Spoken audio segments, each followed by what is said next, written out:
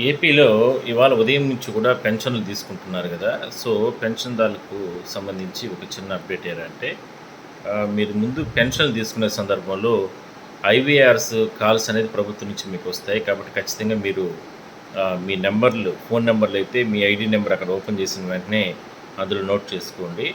మరోవైపు ఏపీ, తెలంగాణలో ఈ పెన్షన్ల పంపిణీకి సంబంధించి ప్రభుత్వం తీసుకుంటున్నటువంటి చర్యలకు సంబంధించి ఒక చిన్న అప్డేట్. ఏపీ, తెలంగాణ రాష్ట్రాల్లో పింఛన్ల పెంపు మరియు కొత్త పింఛన్ల మంజూరుకై ప్రభుత్వాలు, మంత్రులు కీలక హామీలు ఈ మధ్య కాలంలో ఎక్కువగా ఇస్తున్నారు.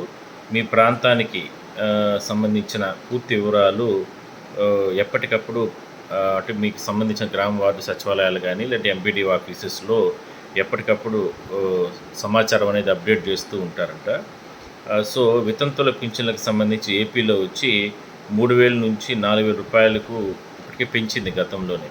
దివ్యాంగులకు సంబంధించి గతంలో 3,000 ఉంటే ఇప్పుడు 6,000 ఇస్తున్నారు. సో, తీవ్ర అనారోగ్యంతో బాధపడుతుండే వాళ్ళకి సంబంధించి 15,000 ఇస్తున్నారు. అంటే మంచానికే పరిమితమైన వాళ్ళకి సంబంధించి. ఇక డయాలిసిస్ పేషెంట్స్‌కి సంబంధించి 10,000 ఇస్తున్నారు. సో, ఆహ్, సో ఇప్పటికే దీనికి సంబంధించి అంటే చాలామంది తీసుకుంటున్నారు కాబట్టి, ఈ జూన్ నెల 12వ తారీఖు నుంచి కూడా కొత్త పెన్షన్‌దారులకు అందరికీ కూడా ఒక మంచి శుభవార్త ఉంటుంది. 10-15 లక్షల మంది రాష్ట్ర వ్యాప్తంగా పాపం చాలామంది ఎదురు చూస్తున్నారు పెన్షన్‌దారులకు సంబంధించి.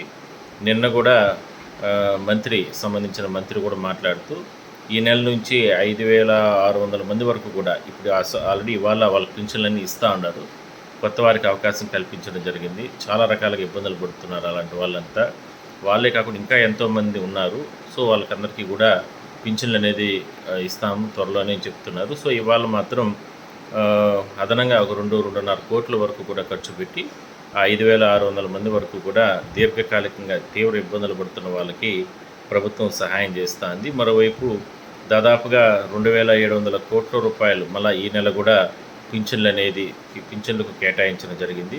సో, ఇట్లా అన్ని రకాలుగా ఈ నెల 12వ తారీఖు నుంచి కూడా కూటమి ప్రభుత్వం 2 సంవత్సరాలు కంప్లీట్ అవుతుంది. 3 సంవత్సరాలు పెడుతుంది కాబట్టి పూర్తి స్థాయిలో కూడా మరికొంతమందికి అవకాశం కల్పించాలి. పింఛన్లు అసలు ఏంటి? పింఛన్ల కథ ఏంటి? పింఛన్లో అసలు అనర్హులెవరు? అర్హులెవరు?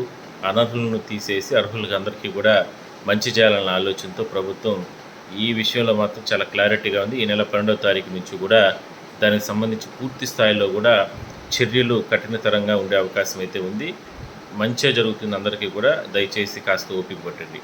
సో, ఇక తెలంగాణకు సంబంధించి కూడా ఒక చిన్న అప్డేటు. తెలంగాణ ప్రభుత్వ ఎన్నికల హామీల మేరకు కొత్త పింఛన్లను పంపిణీ ఇప్పటికే ప్రారంభించింది. ఆ మధ్యలోనే రాష్ట్ర ఆవిర్భావ దినోత్సవం రోజున కొత్తగా 2 లక్షల మందికి చేయూత అనేటటువంటి కార్యక్రమంతో పింఛన్లు మంజూరు చేశారు. అంచెలంచెలుగా వాటన్నిటిని కూడా ముందుకు తీసుకెళ్లే ప్రయత్నం చేస్తున్నారు.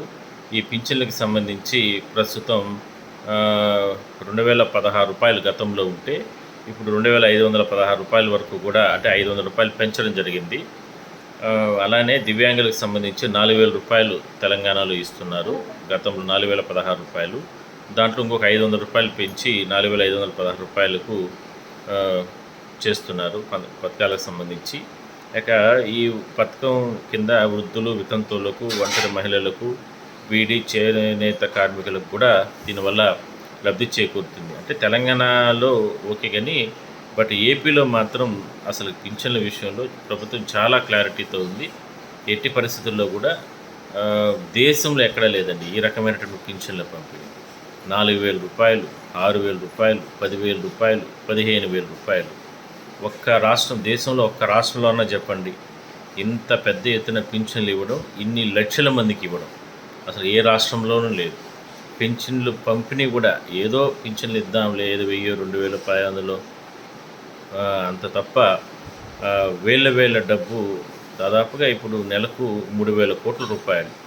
అంటే మనకు అసలే బడ్జెట్ లేదు. ఇంత పెద్ద సమస్యలుంటే పింఛనుదారులకు ఎందుకంటే ఒకటి లబ్ధిదారులకు, పేదలకు మంచి జరగాలి. పేదలకు ఎట్టి పరిస్థితుల్లో కూడా మనం అంటే నెల వాళ్ళకి చేయగలిగితే కన్నా వాళ్ళు ఆర్థికపరమైనటువంటి భరోసా వస్తుంది. తద్వారా నిరుద్యోగం కావచ్చు, వాళ్ళ కష్టాలు, వాళ్ళ సమస్యలు నెల 1వ తారీఖు పెడితే మాత్రలని, లేదంటే టాబ్లెట్స్ అని, లేదంటే ఇంట్లో హాస్పిటల్స్ అని, లేదంటే చెకప్లని, ఇలా రకరకాల కష్టాలు ఉంటాయి.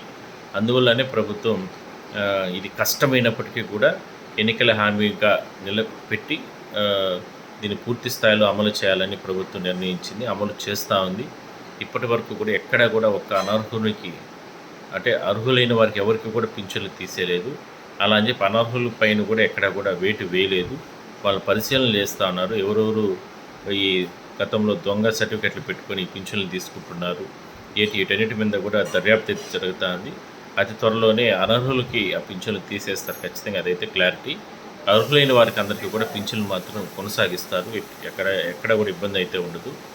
సో చూడండి, తెలంగాణకు మనకు పోలిస్తే తెలంగాణలో 2,000, 3,000 కూడా దాటట్లేదు పింఛన్లు. అలాంటిది ఇప్పుడు ఇవాళ ఏపీలో ఇన్ని లక్షల మందికి ఇస్తున్నారంటే అసలుకి ఎంత అద్భుతం చెప్పండి. ఇది సో మొత్తం మీద ప్రభుత్వం అంటే అది ఎవరు చేసినా మంచిదండి. మంచి చేసిన దాన్ని మనం మంచిగానే ప్రొజెక్ట్ చేద్దాం. పొరపాట్లు చేసిన దాన్ని, లేదంటే తప్పులు ఉంటే తప్పుగానే మనం మాట్లాడదాం, డిస్కస్ చేద్దాం. సో పింఛన్ల విషయంలో ప్రభుత్వం మంచి దివ్యాంగులకు కావచ్చు, ఇట్లా వితంతువులకు కావచ్చు, లేదంటే అన్ని వర్గాలకు సంబంధించి, అన్ని కేటగిరీలకు సంబంధించిన వాళ్ళకందరికీ కూడా ఇంత పెద్ద ఎత్తున నిర్వహిస్తున్నారు. ఈ నెల నుంచి మరింత జాతరగా, మరింత ఎక్కువ మందికి పింఛన్లు అనేది పంపిణీ జరుగుతుంది. ఆల్ ద బెస్ట్ అందరికీ. కొత్తగా తీసుకునే వాళ్ళకి, ఇవాళ తీసుకుంటున్న వాళ్ళకి, రాబోయే రోజుల్లో కొత్తగా తీసుకునే వాళ్ళకి.